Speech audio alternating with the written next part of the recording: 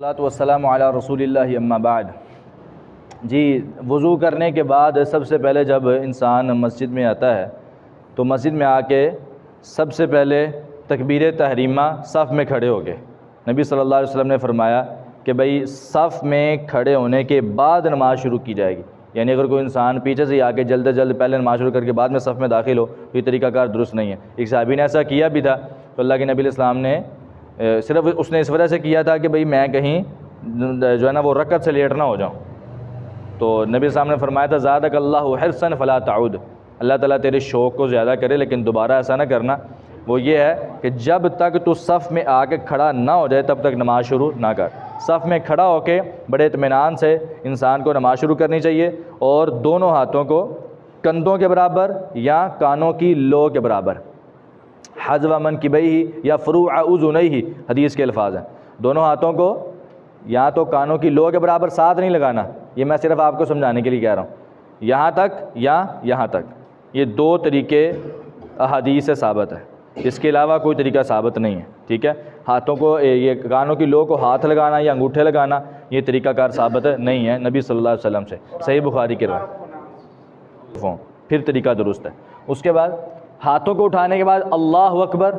اللہ تعالیٰ سب سے بڑا ہے، اس کا معنی کیا جاتا ہے اللہ تعالیٰ بہت بڑا ہے، یہ اس کا معنی نہیں ہے، بہت بڑا اس کا معنی نہیں ہے، یعنی اللہ تعالیٰ بہت بڑا ہے اس معنی سے یہ مطلب شبہ پیدا ہوتا ہے شاید اس سے بڑا بھی کوئی ہوگا، تو اللہ تعالیٰ سب سے بڑا ہے۔ اکبر جو لفظ ہے عربی گرامر کے لحاظ سے اس میں تفضیل کا صیغہ ہے، اس میں تفضیل کا معنی یہ ہوتا ہے کہ اس سے بڑھ کر ہے ہی کوئی نہیں، سب سے زیادہ، اللہ اکبر، اللہ تعالیٰ سب سے بڑا ہے۔ پھر اس کے بعد دعائے استفتاح، ہاتھ اٹھائے نا آپ نے اس وقت اللہ اکبر کہیں یا ہاتھ اٹھاتے وقت کہیں، کیونکہ آپ جب ایسے کر رہے ہیں تو آپ نماز شروع کر رہے ہیں، تو تکبیر تحریمہ کون سی ہوتی ہے؟ نماز شروع کرتے وقت ہوتی ہے، تو آپ جب ایسے کر رہے ہیں تو آپ نماز شروع کر رہے ہیں تو ساتھ ہی اللہ اکبر کہیں۔ تکبیر تحریمہ کا مطلب کیا ہوتا ہے؟ ایسی تکبیر جو آپ کو دوسرے کاموں کو حرام کر دیتی ہے آپ، ٹھیک ہے۔ جب آپ نے تکبیر تحریمہ کہہ دی تو آپ نماز میں داخل ہو گئے، تو جب آپ نے ایسے کر دیا تو آپ کی نماز شروع ہے، کیونکہ نماز کا پہلا جو فریضہ تھا، رکن تھا، وہ آپ نے ادا کر لیا۔ اب تکبیر تحریمہ آپ کو ساتھ ہی کہنی چاہیے، ٹھیک ہے؟ نہیں، اس کے ساتھ ہی اللہ اکبر، ٹھیک ہے، ساتھ ہی کہنی چاہیے، ٹھیک ہے جی۔ آگے ہے دعائے استفتاح۔ دعائیں اس میں بہت ساری ثابت ہیں، اس میں ایک تو یہ والی اللہم باعد بینی اور سبحانک اللہم و بحمدک، اسی طرح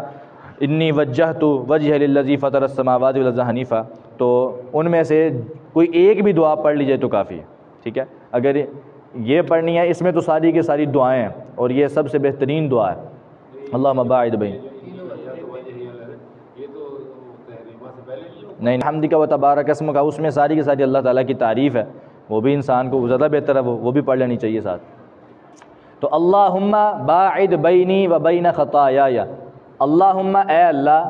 باعد تو دوری ڈال دے، باعودہ یبعد مانا دور ہونا،